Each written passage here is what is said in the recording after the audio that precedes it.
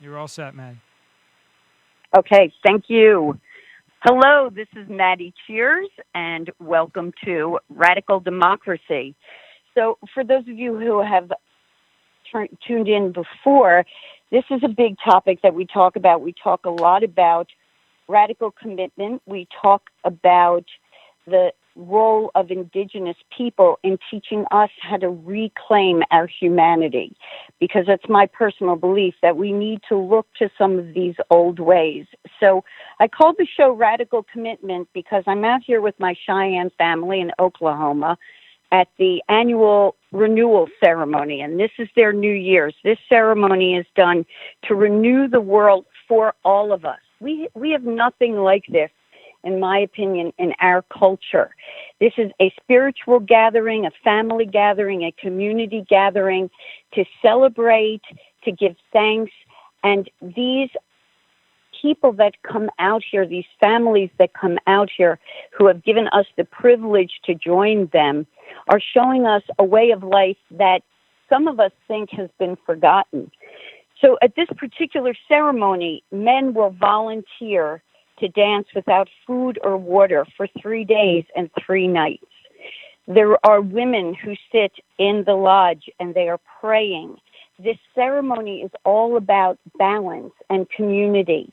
And what they are doing when they are doing this ceremony is they are praying to renew the world for all of us. They're in there sometimes praying for themselves. Sometimes they're in there praying for their families, for healing, for specific people. But overall, with all of that, they are praying that the world is renewed one more year for everyone, for their family, for their friends, for their enemies. They are not being exclusive. The thing about indigenous people is that in my experiences with these people has been that their culture is opposite from ours. So I actually wanted to start today with a quote from Ilarian Marakulis, who is Inuit. He is from Alaska. He and some of his allies, that's what he calls very respectfully and wonderfully those of us who believe in promoting the truth and the teachings of Native America. He wrote a book called Perspectives on Indigenous Issues. And this is the point I've often tried to make on this show, is that if you are going to approach a culture, if you're going to approach a person, you need to listen to them. You need to hear things from their perspective, not from your own. You don't need to dictate to people. And right before coming out here, I found a quote. One of my adopted brothers gave me a quote from my Cheyenne dad, and I'm out here at this ceremony. The last time I was here, he was still alive, and he has passed on now. But he has this quote: "If you want to follow a spiritual path, then you'll want what is best for all the people. Politics is divisive, and certain political views only favor what's best for some of the people. Involvement in politics should be avoided if you choose a spiritual path." And that's definitely the Cheyenne view. Then on the other hand, we talk a lot on this show about the Haudenosaunee, and their view is that what you need to do is elect somebody who's spiritual into the offices that are going to create the laws and the government for the people, of the people, by the people who can listen to all of the people. So I do want to, so that during this show and maybe shows to come, that I can offer a perspective that comes from Native people. So in Larry's words, as he calls himself, Ilarian Merkulif, his native name is different. I'm not going to say it here because I wouldn't want to mispronounce it out of respect for him. So in the back of the book, he writes this: "There are more environmental groups and Mother Earth groups focused on the Mother Earth than ever before in human history. And yet Mother Earth's life support systems are being pushed to the edge. There are more peace-seeking groups than ever before in human history. And yet we have growing violence in the world. For Alaska Natives, we have heard the statistics about domestic violence, incarceration for felony crimes, alcohol-related deaths, suicide. And there is more money, people, and energy put into these things than ever, and yet the problems persist and are growing worse. What is going on? Einstein said we cannot solve the problems with the same consciousness that created the problem. This is why we are repeating the same mistakes over and over again, regurgitating the old in new form. But this time, things are getting worse than it's ever been. We are choosing to focus on the problems instead of focusing on our vision and our dreams. It is a question of where we are putting our emotional energy. Yes, we should be aware of what is going on, but we don't need to invest our emotional energy in this. We must invest our energy in our visions and our dreams. We need to examine our consciousness and make the changes to be a real human being. We need to listen to the indigenous people. I could not agree with that more, and I'm grateful to have found the book right before coming out here and right before doing this. I had the pleasure of the first day that I was out here sitting again with my Cheyenne sister, Dr. Henrietta Mann. And what is most impressive about Henrietta is that at 85, she is still a fighter for justice for all people, but she is also an elder for her people, an elder who knows her language, who knows her ways, and who is still out there. She went out this week and prayed for the children who are being brought to Fort Sill from the border. She blessed the area. She went out to another area. She's going out this week to do more talks, more blessings, to teach about how violence is the easy way out. She does not dwell in the past. This is the amazing thing to me about these people that I've been so privileged to be with, is that for all of the suffering, the years, for all of the injustices heaped upon them by our own government, they are incredibly forgiving because their philosophy is to move forward. They don't remain in their victimhood. They don't stay in a place that is going to keep them back. They do this ceremony to remind them that they are moving forward, that we cannot, as Larry said, we cannot conquer what's going on in our world right now with violence. We need to conquer it with spirit. We need to conquer it with peace. We need to look another way. Among the Cheyenne, they had war chiefs and peace chiefs. They even had among certain Plains Indians, the mothers had to approve of going to war. But still the warriors were important because there is that recognition that sometimes we need violence to defend ourselves, but not violence against the innocent, and not violence against the unarmed, and not violence for the sake of violence, and not violence with your words. That's the most amazing thing to me. So that in these 3 days of dancing in the hot sun, without food, without water, they've made a 4-year commitment, recognizing all the people. They are being of service to the people. Violence is the easy way out. This is the hard way out. This kind of commitment to everybody, not just the people who are on your side, as Moses said. And this is the problem we're seeing in our politics, is that we are so divided because really we have elitists running our government, not people who are humble. We have people who want to tell us what to do. What happened to all of us knowing that old statement, absolute power corrupts absolutely? We have given over this power to the wrong people, and it's time for us to take it back. It is time for us to reclaim it.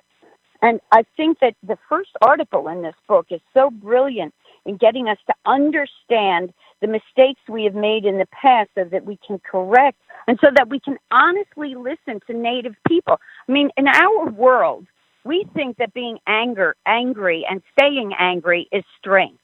We think that repeating over and over again the mistakes of the past, that repeating over and over again, telling our own people about how we were belittled, how we were enslaved, how we were hurt. And we think that repeating these stories of pain over and over again are what we need to do to get over the pain. In the indigenous point of view, this is completely the wrong thing to do, as you heard Larry say. The last thing you want to do is remain in that place where you think you are a victim. What you want to do is move on, and that is what is so powerful about being out here at this renewal ceremony. It's that idea that all of us can renew, all of us can change. It's that idea that we're all out here sacrificing. It's 95 degrees out here. And while those of us who are out at the camps praying, cooking, doing what we need to do to support the dancers are nowhere near sacrificing as much as they are, it's looked at as this community effort. That's something we're involved in for the whole world. And yet, a lot of what we're doing out here would be belittled by most of the people we know. I love this one quote that Larry, actually I'm going to quote him, that he brings up about why we're in the way we are. Before on this show, you've probably heard me say that my friend Karen Sanders, who's Choctaw, always reminds people that we've all been colonized. We have all been colonized. So I'm going to quote Larry again when he's talking about language and how language is misunderstood, especially the language of indigenous people. Because the indigenous perspective is that language derives from the vibrations emanating from the lands and waters where it originally develops and evolves, and is infused with the spirit of those places. Now, you can hear the unbelievers, you can hear the atheists laughing now, can't you? Thinking that that's a ridiculous statement. But now listen to how he backs this up. The shift involving moving from an Earth as living organism worldview to an Earth as machine paradigm, from a living to a mechanistic worldview, began roughly in the 1500s with economic and scientific affluent male thinkers in Europe. The Earth began to be viewed as a giant machine which ran efficiently and whose elements and products could be calculated, exchanged, quantified, and controlled. No longer self-regulating and sacred, the Earth became a source and a resource for economic exploitation and scientific inquiry. And at the same time, belittling the Mother Earth, breaking it down to that statement that I just read by Larry, breaking it down to just a machine, something that's not alive, there was a breakdown between valuing women as equal to men. And that all comes out of Europe. So I've talked about that before in the past, and I'm not going to get into that a lot today because actually this is going to be a shorter show. I am going to give you, though, today, because you can't call in, a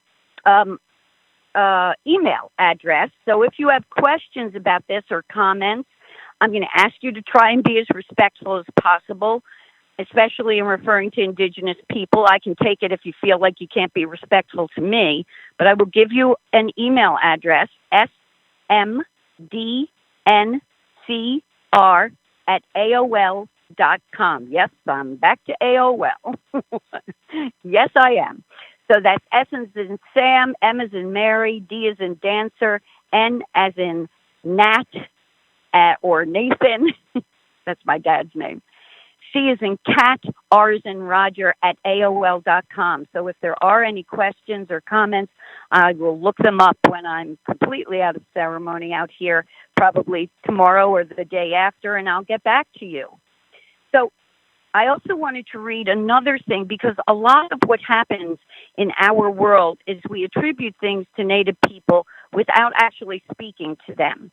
So in this way, we don't understand the languages. Their languages are so beautiful and so different from the English language.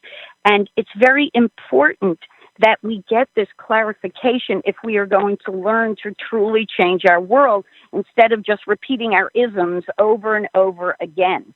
Because all of our isms, whether we're talking about socialism or we're talking about democracy, the way it is, not the ideal democracy, not the Haudenosaunee version of democracy.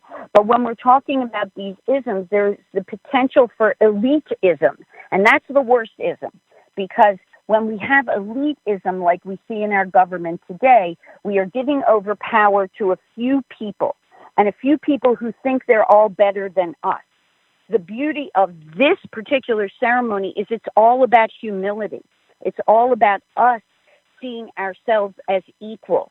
It's all about us seeing ourselves as connected. So I love when Larry talks about this part in the book about sustainability. That's a big buzzword today. And he talks about how it's supposed to indicate that the context of what is being done or thought of is more in harmony with the earth than something that is not sustainable. And that is a great idea. And sustainability is something that we really need to look at moving forward. But sustainability is not a word for indigenous people. It's a way of life that encompasses all aspects of living in harmony with Mother Earth. As Larry says, segmenting this harmony through practicing sustainability as defined in Western society in the view of indigenous peoples is only a partial solution to what is at the core of the dysfunctions of humankind, and that is separation. Separation from Mother Earth, separation from others, separation from self. And this is what I think we are struggling with. And as we head into this year of politics, and I mean politics out of control, please, everything is about separation. Everything is about how can I separate myself from the other candidates? How can I look like I'm the best one to vote for? How can I separate myself from people that disagree with me? There's not even a willingness often on the part of young political people to sit down and talk to the people who they disagree with. There's an arrogance, there's a snobbery, and that's what's keeping this oligarchy going. What we should be looking for in our leaders is humility. When we're looking at people who are humble, we are looking at people who are willing to listen to us, to listen to all of the people. So if we are looking at that, then we too are raising ourselves up. We too are becoming more than what we thought we could be. And that is what is so important nowadays. If we stay in this anger, I mean, I have had, last week I talked about being in that Facebook discussion with someone, which, as I've said, and let me just promise again, I am not doing that again. I am only going to talk live in person to people. When I talk about things like that out here with my friends and family out here in Oklahoma, they laugh about stuff like that because they see us do this all the time. They see us choose sides. When their message is, don't choose sides, there's only one side, the human side. That's the side.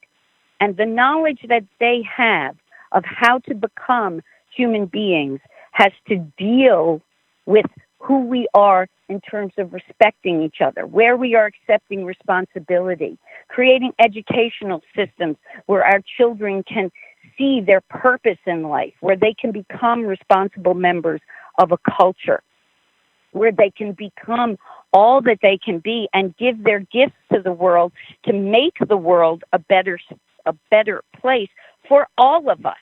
Their view is always for all of us, where our view, especially lately, seems to be just for the few of us.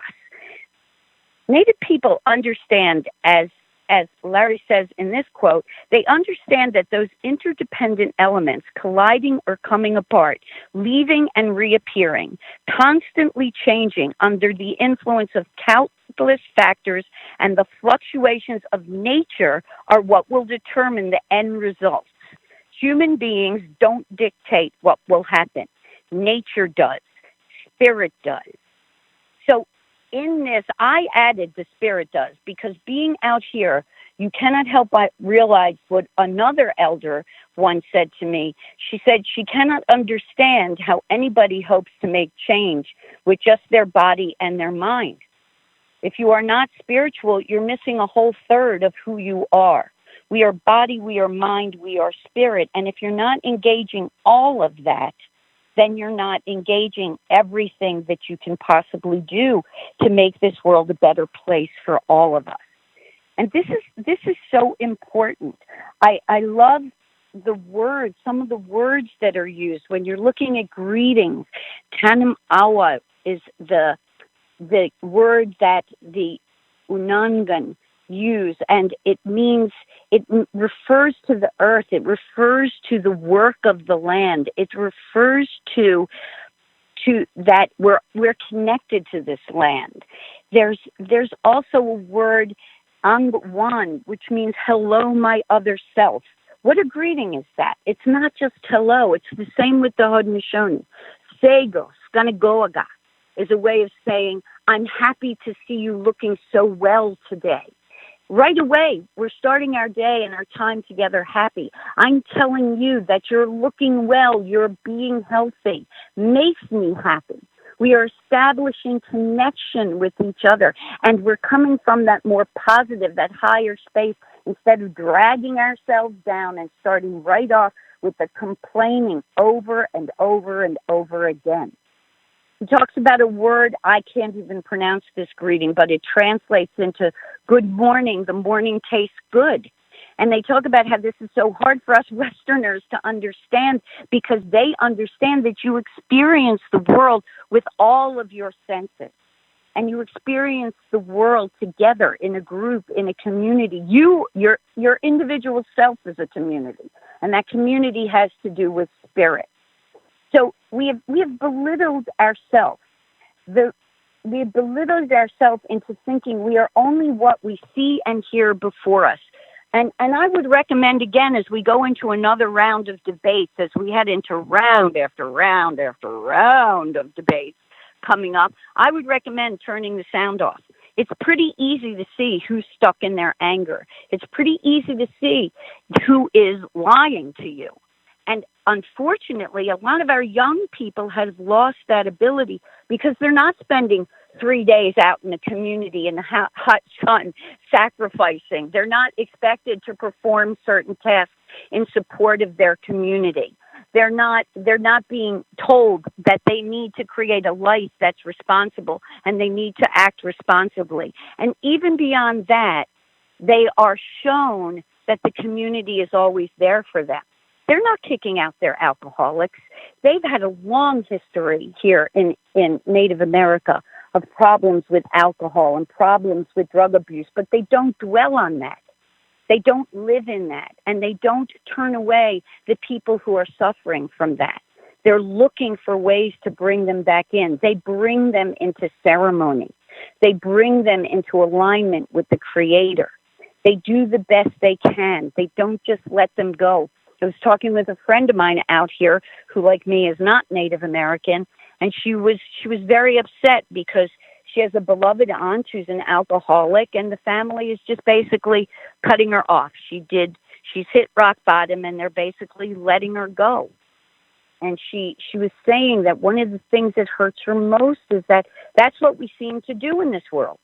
You don't agree with me? I cut you off. I call you a name, you're done. I deplatform you.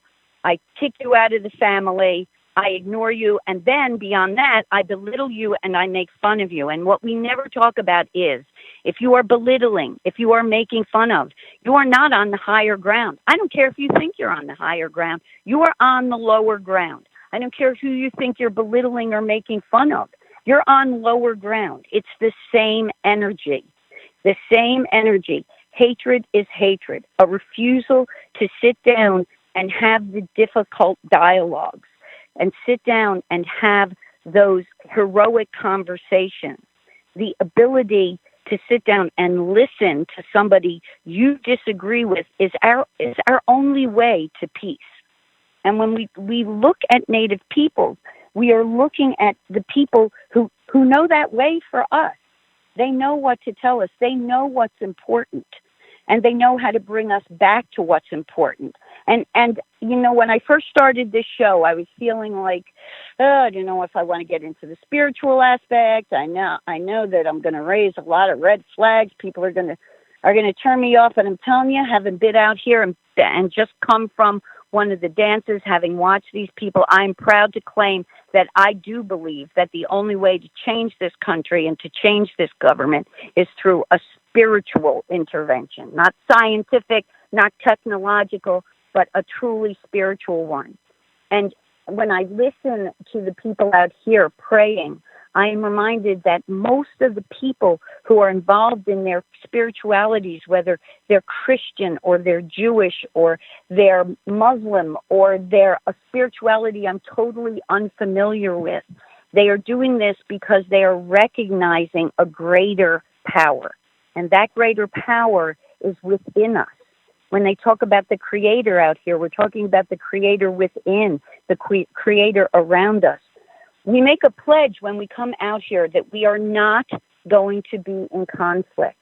We are not going to engage in anything for 3 days that causes conflict. I highly recommend this for everybody.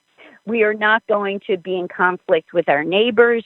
We are not going to be in conflict with ourselves. If we hear ourselves in our mind doing something that degrades ourselves, degrades our own personal spirit, we're going to notice it and we're going to change it because we're in ceremony right now. We're doing something that is to raise the rest of the world, and we can't do that when we're angry. We can't do it when we're in conflict with each other. It was interesting how there were a lot of us, and I wouldn't say a lot because you have to be specifically invited to this ceremony or be a family member. But there are several of us out here who are non-native and who are not even yet adopted into certain Cheyenne families.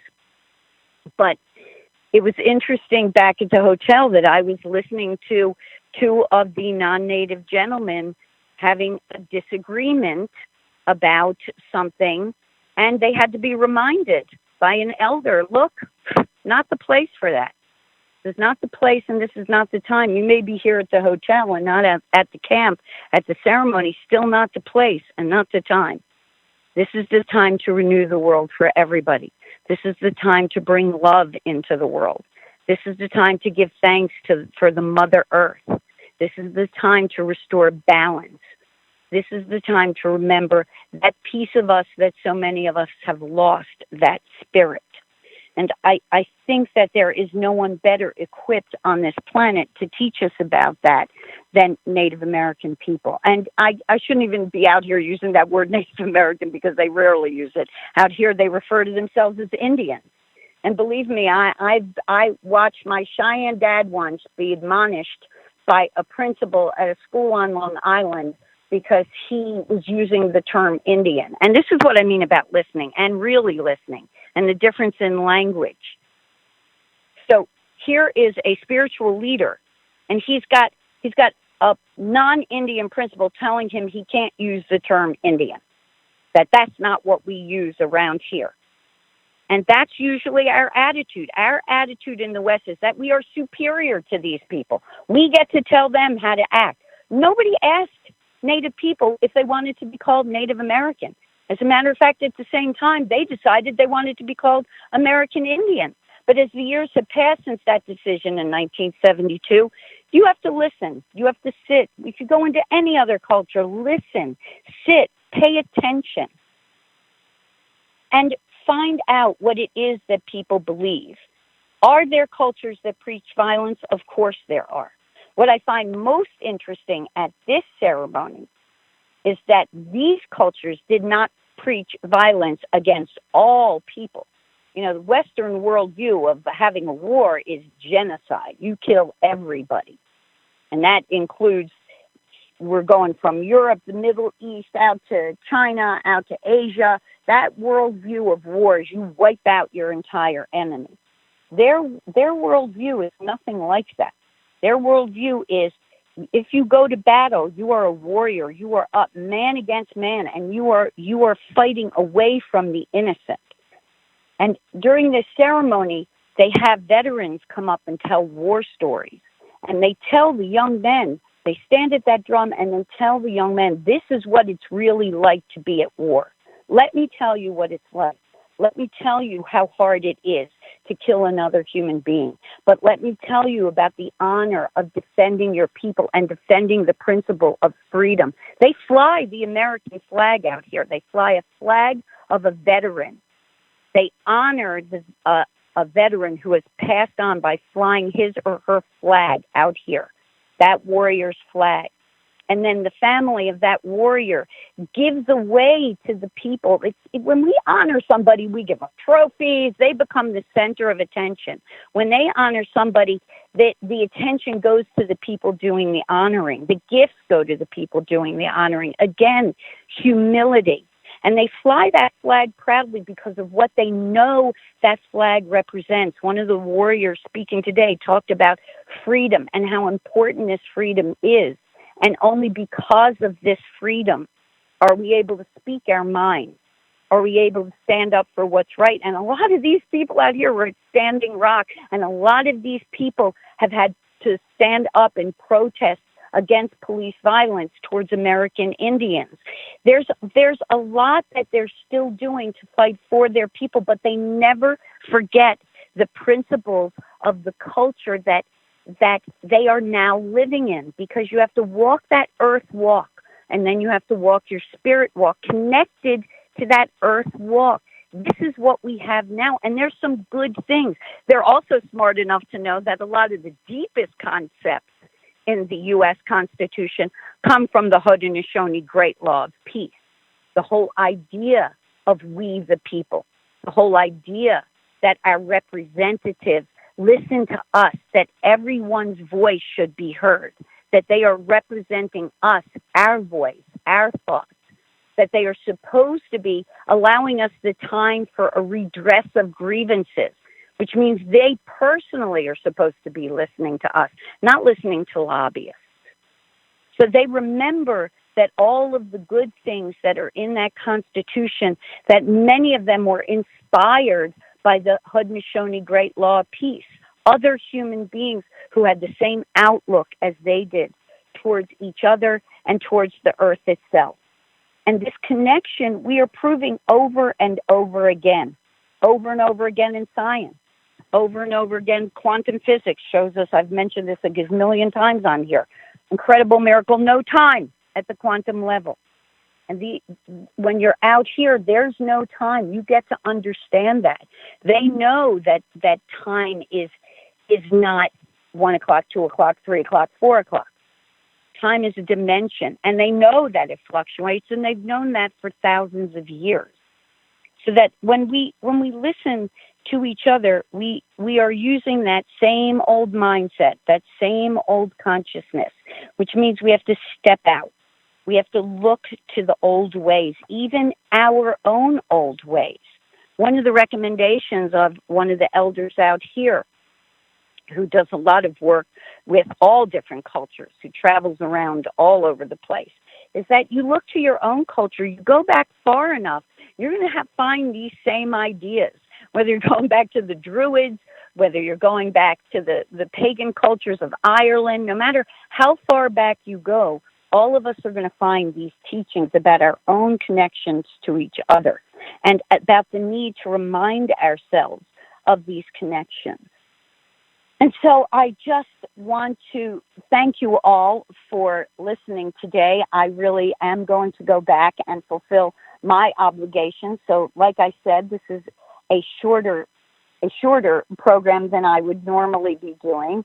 But I do thank you for paying attention, for listening. I will welcome, like I said, your comments. I would like to ask those of you that are spiritual, maybe you take a few moments today on this final day of this great renewal to say a few prayers for bringing our world back in balance, for a few prayers for our friends and our enemies, as all of the great sages have taught us, all of the great Western sages, Jesus and Buddha. When you listen to these words, when you look at Gandhi, when you look at Muhammad, when you listen to the real words of the real sages, they are all talking about the same thing. They are all talking about love and peace and connection. They are all talking about us creating a world that is safe and healthy and happy for our children. So all of the great sages of the world were spiritual people. And I'm with Tom Porter on this, the great spiritual teacher of the Mohawks. We need to bring that spirituality back into our governments. It can't be a separate thing. We can't make it body, mind, and no spirit, because look where it's gotten us so far, not very far. And our isms, any ism that leads us into elitism is the wrong ism, because that elitism is just people standing around telling you what you need to do. not allowing you to connect with yourself. I remember when Moses Starr, my Cheyenne dad, first took me into ceremony, and I know from my husband's Comanche grandfather, he said the same thing. I can't tell you what this is going to be like for you. I'm going to take you to this ceremony, and you're going to experience what you need to experience with the Creator.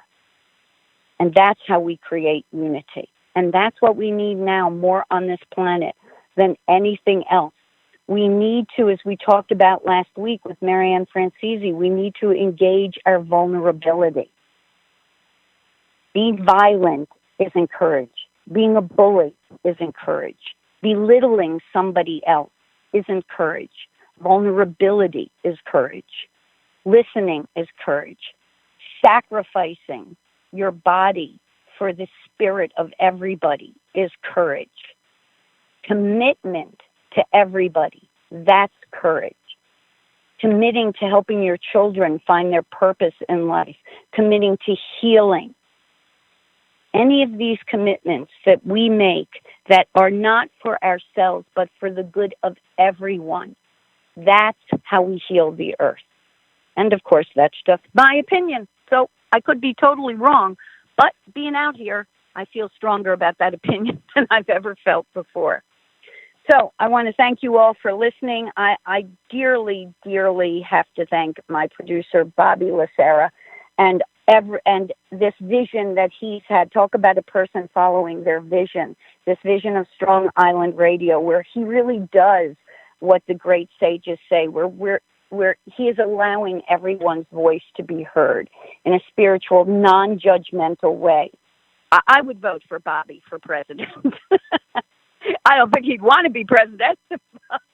And that's the thing. A lot of the people that get elected chiefs and presidents don't want to be. As I started with that quote from Moses in the Cheyenne View, it's interesting how they separate that. And even for the Haudenosaunee, your faith keepers are above your lawmakers for the Haudenosaunee.